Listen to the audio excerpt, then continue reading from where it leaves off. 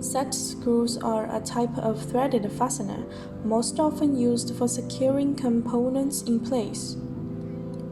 This generally means affixing two or more loose parts to one another. For example, by holding one component tightly against or inside a second surface.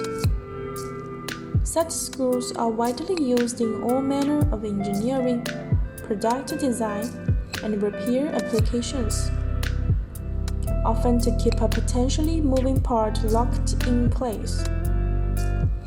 This could involve fixing a component against a base plate, for example, in various sorts of panel arrays and mechanical assemblies.